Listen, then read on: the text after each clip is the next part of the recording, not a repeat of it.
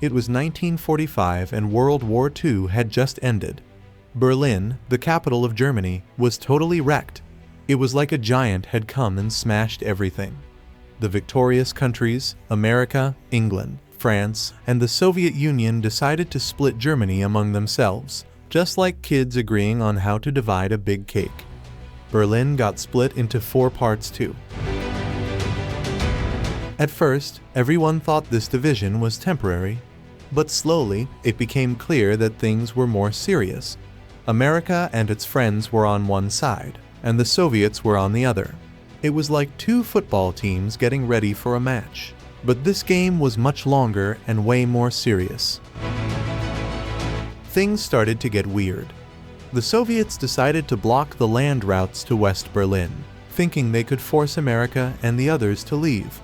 But the Americans were smarter than that. They started sending planes.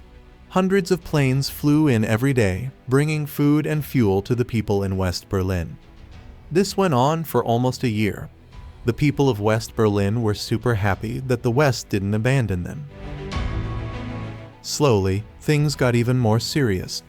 By 1949, there were officially 2 Germanys, West Germany and East Germany, like 2 twin brothers who had a big fight. Berlin was stuck in the middle of this fight, half belonging to the West and half to the East. Life on the 2 sides was really different. The Western side was booming. Stores were full of goods, and people had good jobs and lives. But the Eastern side was struggling. There was a shortage of everything, and life was hard. Guess what happened next? Yup, people started escaping from east to west. Every day, hundreds of people were making their way to the west, like everyone was trying to flee a sinking ship. This was bad news for the leaders of East Germany. They were losing their best and brightest citizens. Fast forward to 1961. Things were getting out of control. Over 1,000 people were escaping from East Berlin every day. The East German leaders were really scared. They told their Soviet buddies they had to do something.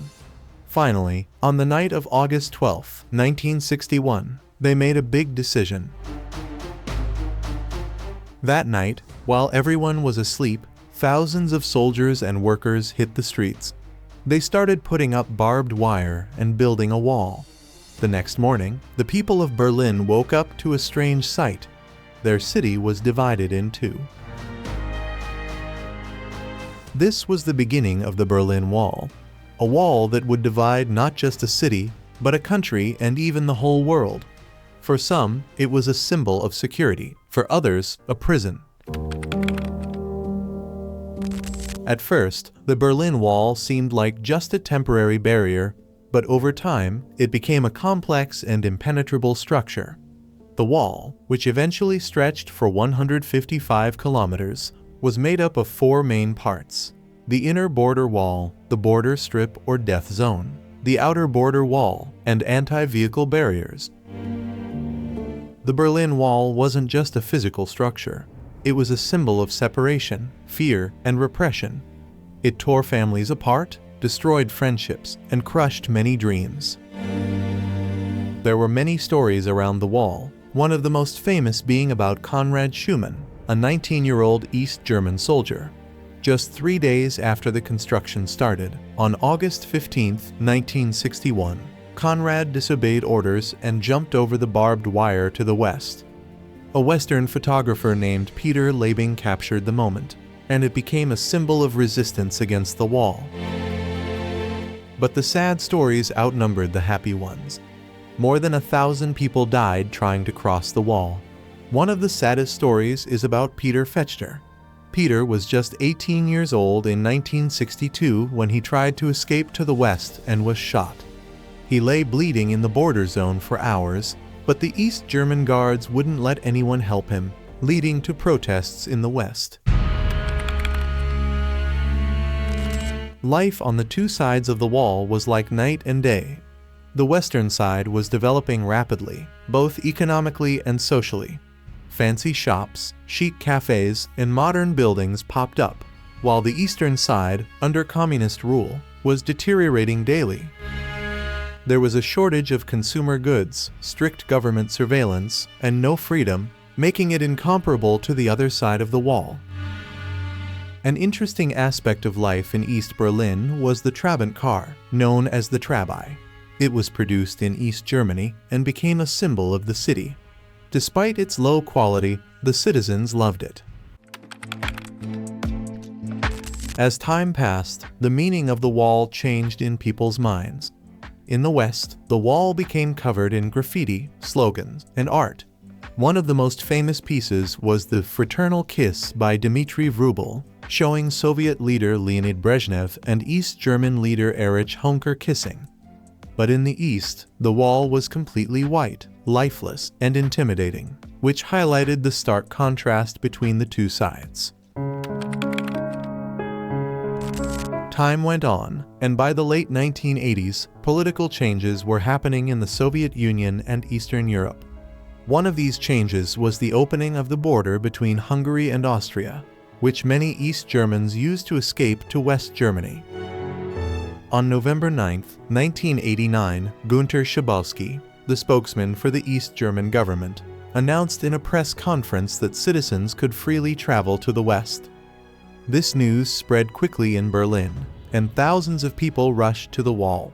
The border guards, without clear instructions, decided to open the gates. People were so happy they started tearing down the wall with their bare hands.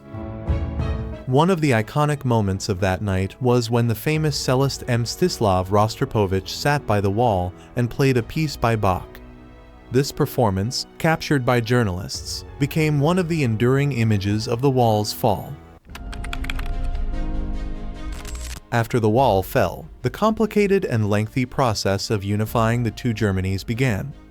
This process officially ended on October 3, 1990, but it brought huge challenges for the Germans. Reintegrating these two opposite poles was no easy task. Berlin, once divided by a wall, now had to become a single city again. Many East Berliners felt their identity was disappearing and were unfamiliar with the new economic and social system, making many of their skills and experiences irrelevant. Many properties in East Berlin, seized after World War II, had to be returned to their original owners or their heirs, a process that took a long time and is still unresolved in some cases. More than 3 decades after the wall fell, small parts of it have been preserved as memorials. The most famous is the East Side Gallery, about 1.3 kilometers long and covered in murals.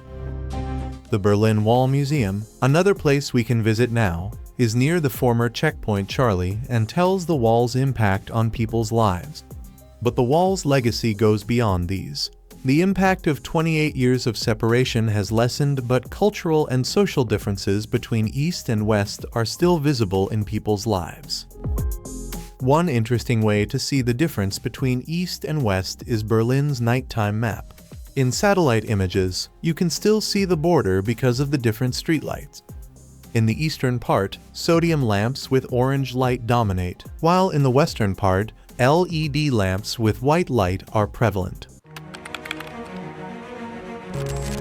During the years the wall stood, many stories happened, some of which are less known. One of these stories is about Tunnel 57. In 1964, a group of students in West Berlin decided to dig a tunnel to rescue their friends and families in the East. They worked day and night for 4 months to dig a 145-meter-long tunnel. Eventually, 57 people escaped to the West through this tunnel, making it one of the most successful escape attempts from East Berlin. Another story is about the Holzapfel family. In 1983, this family decided to escape East Berlin using a homemade hot air balloon. They secretly worked on the balloon for months and finally succeeded in crossing the border on a dark and rainy night. This story later inspired the film Balloon, made in 2018. Have you ever visited the wall or have any memories of it? Share them in the comments, and if you liked the video, please like and subscribe.